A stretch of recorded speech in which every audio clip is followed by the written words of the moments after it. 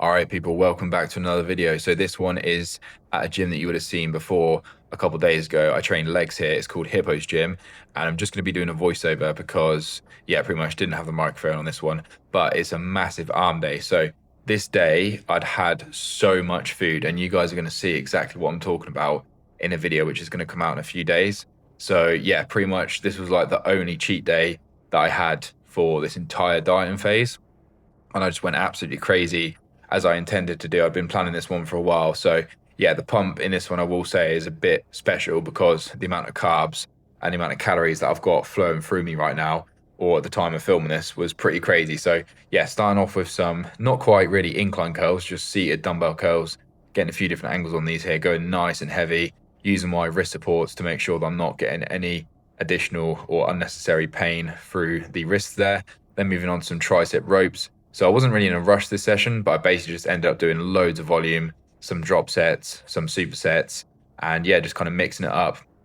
So here you can see I'm doing rope push downs. I do lean forward a little bit on this one, but I don't feel that I'm engaging my front delt or my chest. So if you guys are, then obviously make sure to watch your posture. But for me, this engages it really well. And then what I'll do sometimes is even take a step back and turn it into a bit more of a kind of overhead extension where my arms are a bit more in front of me. So kind of doing this here, but again, still, I'm not feeling it anywhere else other than really my triceps. So then back on some dumbbells, standing, single arm, alternating curls here, which is really, really good for me at this point in time. When I was on the diet, I was enjoying these a lot because it was a nice way for me to just get a good pump and not worry too much about constantly loading up heavy weight. I can do good weight here. This is probably about 20 kg, but it's not, again, going absolutely crazy as if I was doing a heavy squat or heavy bench press or something like that. But pump is good, and even through the delts you can see they're nice and vascular, definitely making a difference with those carbs there. So as I said, the way to get a good pump really is going to come from the carbs, but also high reps, also the heat.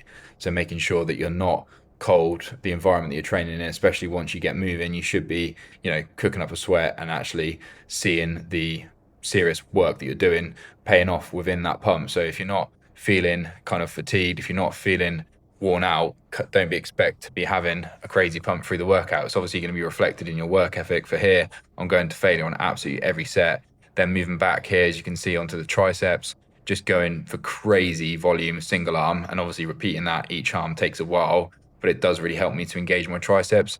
And yeah, the last reps here, definitely going crazy, sort of pushing it right to the end, really trying to drive that weight down, and not the form that I would kind of teach a client, but when you're trying to go to the absolute max and push to failure, and you're doing it in a safe manner, which you feel is still engaging the muscle, then obviously works really well.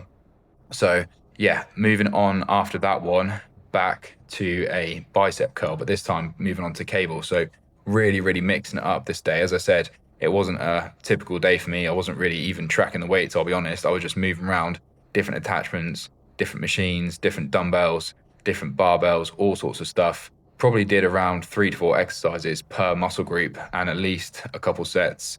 Probably 8 to 12 reps was my usual, but as I said, still keeping the weight nice and heavy, sometimes even going close to full stack. So this one here, I'm just using a flat bar. I don't know if they actually did have an easy bar, but to be fair, flat bar isn't actually that bad on my wrists, even though it would seem to be uncomfortable. And this one, I can't remember if I was supersetting. I think I was just going here for just a, mid sort of physique update. Through the session, you can see that abs are starting to come in a lot more week by week. As I've said, that's kind of the typical place that you'll see the fat loss. So do sound like a bit of a broken record, but obviously if you guys are checking yourself out in the mirror, you're going to be mainly looking for that midsection to see where that kind of fat loss comes off, even if it's the first phase of a diet or as you get more into that stubborn body fat areas. But also one thing to note is don't just look at your body fat in the lower abs, because there's a lot of other places that it can come off. And also that's why you need to look at the scale weight as well, because it can be just a case of some weeks you might lose a bit of fat off your lower back, some weeks you might lose it off of your arms. It just depends. And it also is dependent on how far, as I said, into the diet you are, because some places such as the glutes and other areas, maybe the lower back, take a little bit more time to actually get super shredded. So, people can hold a lot of fat on their lower back, but then once you start to lose weight, it kind of goes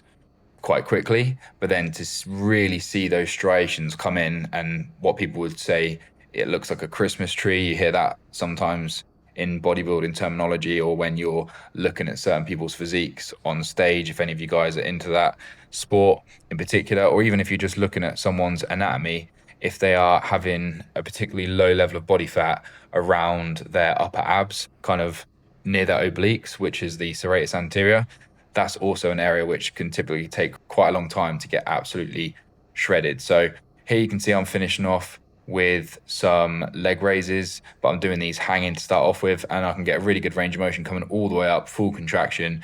And this is actually a good area. You can see the serratus anterior around the side of my rib cage, which is where the body fat level does start to drop and really becomes noticeable as you get to those lower levels. I've never really done a proper body fat scan. I've never been interested particularly in body fat levels in terms of percentages. I'm just more going off what looks good for me and, you know, what sort of physique level I want to be going for at that point in time. When I say physique level, I mean, do I want to be bulked? Do I want to be medium body fat level, which is strong but still kind of visible abs? Or do I want to be absolutely diced when I'm on the beach or other things like that? So yeah, as you can see here, look, we've got a gecko on the wall, which is obviously very common, but cool to get it on camera. And then honestly, moving back onto some more accessories, guys. So what I would say to you looking at this video is for you guys to take away, maybe just have a day once in a while where you just don't follow a program. So you just go into the gym and you literally just do a single or perhaps two muscle groups. So here you can see I'm doing biceps and triceps, but you could do it with chest, you could do it with shoulders, and just do loads of different exercises, mix up the weights, mix up the reps, and just have fun with it. Because that was literally the reason I did it on this day, was because I just wanted to have a fun workout. I didn't want to think about the exact weights that I was tracking. And obviously because I'd gone off plan with my food, it was a nice reason to do that. And it kind of made sense to just have an all out cheat day. And obviously there isn't really such a thing for me as cheating on my workout program, because I'm just doing what I enjoy. I'm not competing or anything like that. I haven't got a coach. But obviously if I've set myself certain goals for that week and I've said I'm going to train this on this day and this on this day, then doing that is obviously going to make me feel better at the end of the week. But on this day in particular, I just chose to go and do whatever felt good. And it was really fun. So yeah, having fun with the workouts is obviously very, very key.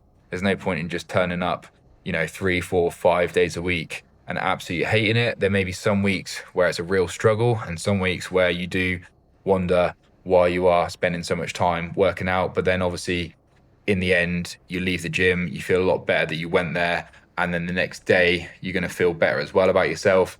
And usually those tough points, well, always actually those tough points are when you see progress once you push through them. So yeah, keep going, guys. Whatever it is you're trying to achieve, even if it's not just in fitness, make sure push past those hard points, but also try and enjoy yourself for the long run, because there's no point in just doing something consistently and having it become an absolute burden. So yeah, just running through a few poses here. Obviously train arms, so that's where a majority of the blood's going to be, but also in the shoulders, because doing a lot of accessories, especially like those single arm dumbbell curls and also the cable curls, I do find sometimes front delts get a little bit pumped up, but always majority of the isolation is in the biceps. So yeah, that's pretty much it, guys. I'm going to head off now, and I think I've just got an outro here to leave you with. So yeah. Right, appreciate you guys watching the video, and as always, do anyways.